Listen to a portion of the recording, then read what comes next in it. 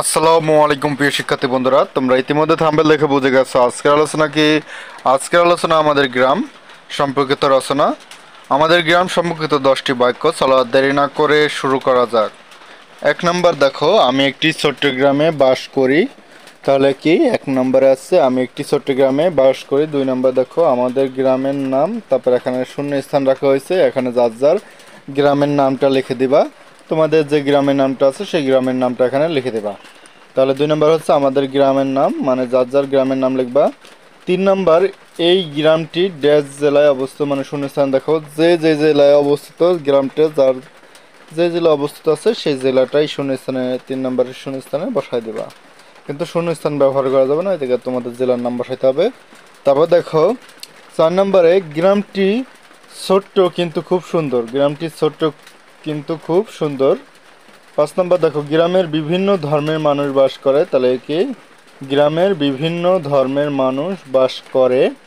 6 নম্বর, গ্রামের বেশিরভাগ মানুষই কৃষির উপর নির্ভরশীল। তাহলে দেখো গ্রামের বেশিরভাগ মানুষই কৃষির উপর নির্ভরশীল। 7 নম্বর, আমাদের গ্রামে প্রায় 2000 লোক বাস করে। তাহলে আমাদের গ্রামে প্রায় 2000 লোক বাস করে। এখানে একটি প্রাথমিক বিদ্যালয় আছে। তাহলে এখানে একটি কি আছে? প্রাথমিক বিদ্যালয় আছে। এখানে বিভিন্ন ধরনের সাংস্কৃতিক অনুষ্ঠান হয়।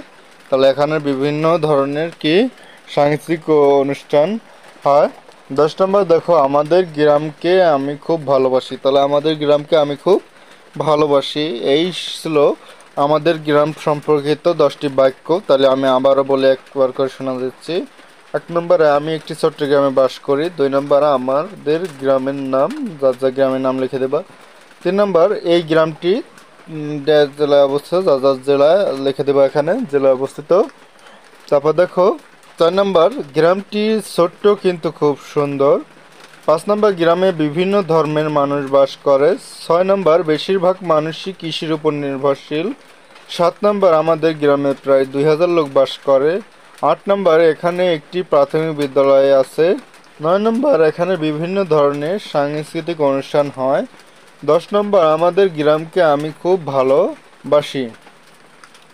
তাহলে দেখো এই ছিল আমাদের গ্রাম সম্পর্কিত 10টি বাক্য, গ্রাম সম্পর্কিত রচনা, আমাদের গ্রাম।